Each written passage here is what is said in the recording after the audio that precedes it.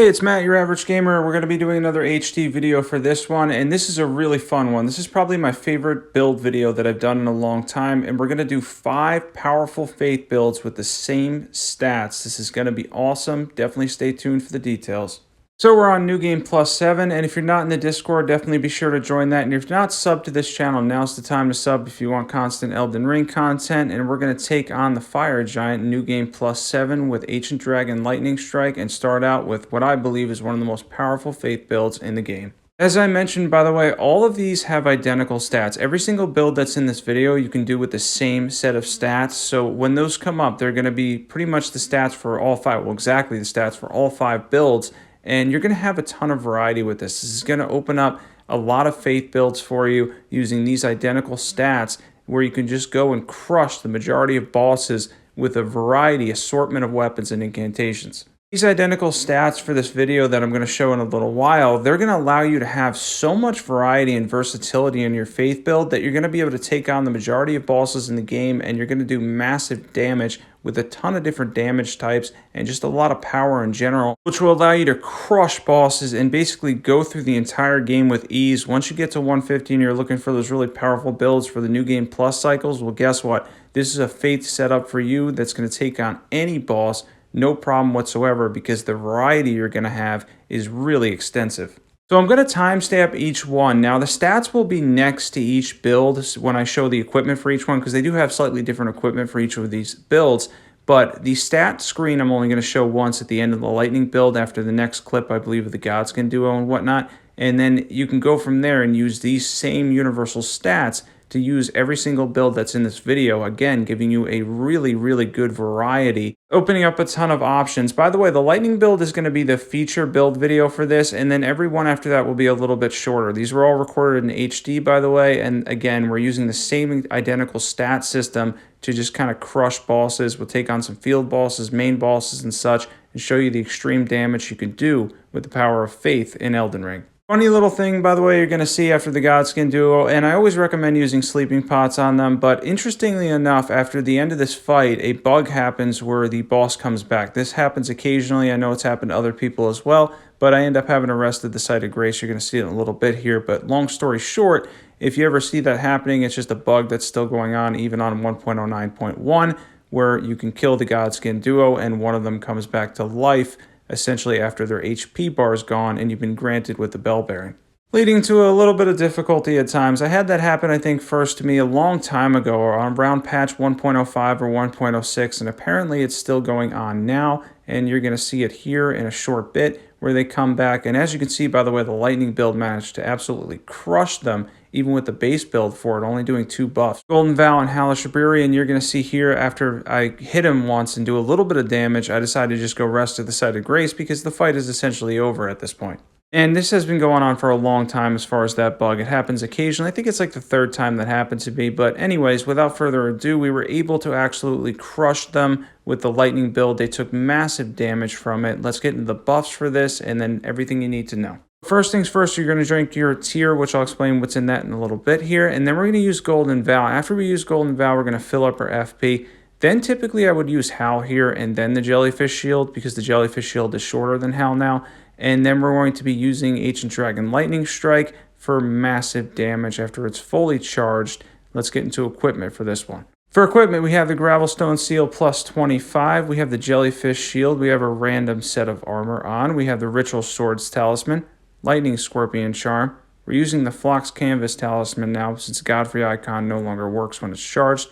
Dragon Crest Great Shield Talisman. And then we have the Lightning tier, and then you can use something like the Faith Defense or even the Bubble tier too. Let's get into stats. These are the universal stats for all 5 of these builds. These stats will net you every single build that's on here, giving you a ton of versatility, as I mentioned. And the main thing here is getting your Faith to between 60 and 70, and then having at least 20 strength and around 15 dexterity. Those universal stats will allow you to do every single build, as I mentioned in this video, and will also allow you to just be a master, really, of faith in its entirety, because it's a setup that just, again, has so much that you can do with it. You're going to see here, we're going to go into the Blasphemous Blade build, which Ash of War scales mainly off of faith, actually pretty much all off of faith, and we're going to show the setup for this too. When you need to switch to the Blasphemous Blade from the Lightning build, you can do it with ease. We all know how powerful the Blasphemous Blade is. The Blasphemous Blade is probably the best single weapon in Elden Ring in its entirety, simply for the fact that even without buffs and whatnot, it's just so easy to use. It heals you upon its Ash of War, and it does immense fire damage,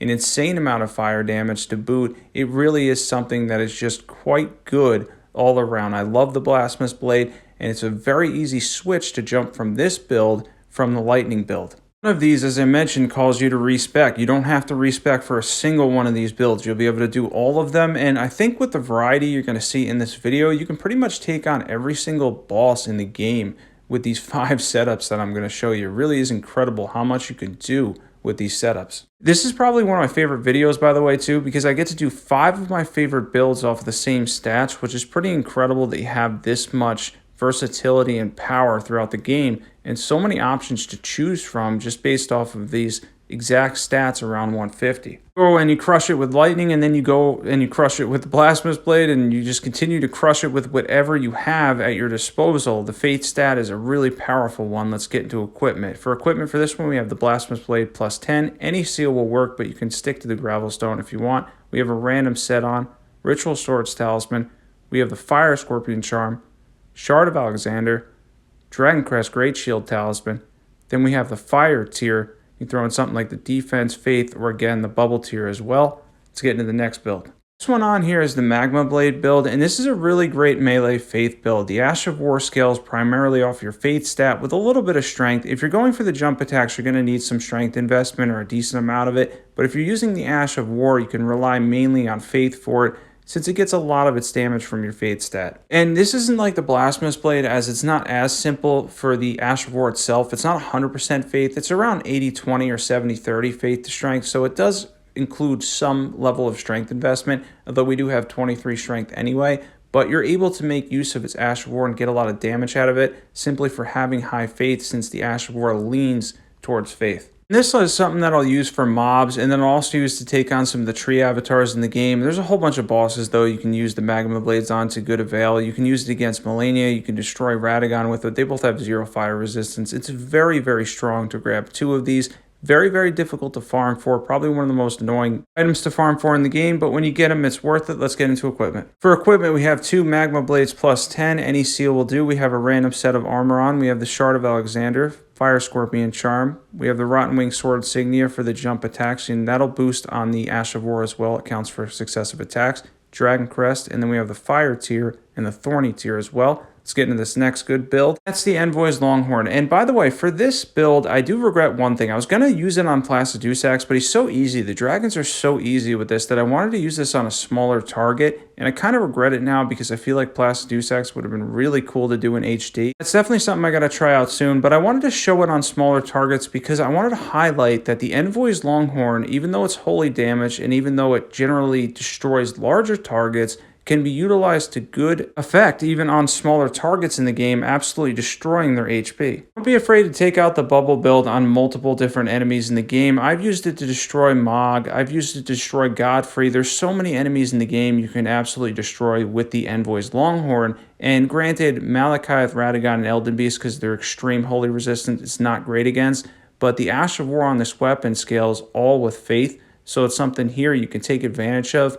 And you just get a lot of versatility there too, because again, it destroys large targets and even smaller ones. It does substantial holy damage too. It's one of the best holy weapons in the game, in my opinion. One of the most fun to use in the game too. This is really fun to use. It's absolute blast to use. Definitely try this out if you haven't yet. And for equipment, we have the Envoy's Longhorn, preferably plus 10. The Gravelstone or any seal will work in this case because we're just doing buffs. Random set of armor on. Use the Envoy's Crown to boost this by another 15%. I just didn't have it on this character. Shard of Alexander, Sacred Scorpion Charm, Ritual Swords Talisman, Dragon Crest Great Shield Talisman, and then we have the Holy tier as well. You can throw in the Faith or Defense tier. Now it's time for this last build here, Black Flame Tornado, a really powerful one that the Ash of War scales entirely from your Faith stat. I'm just going to show this off here on the Troll in Stormville just to show the damage, but it does scale, as I mentioned, from your Faith stat. It's something where if you throw Flame Art on the weapon, you can take advantage of it too. If you hold it down and charge it entirely, you're going to be able to do substantial levels of damage with any weapon using Black Flame Tornado. You'll be able to absolutely crush it with any weapon that you choose. I like the Grave Scythe because it has near colossal AR. For the weight, it has a reasonable amount of damage and is a very, very good weapon to use. I know some people don't like the Grim Reaper look, but you're going to get really good AR out of it, and that's important too. And you can take advantage of really powerful Ash of War. Let's get into equipment. For equipment, we have the Grave Scythe plus 25 with Black Flame Tornado in Flame Art. We have any seal. We have a random set on, Shard of Alexander, Fire Scorpion Charm, Ritual Swords Talisman. We have the Dragon Crest Great Shield Talisman.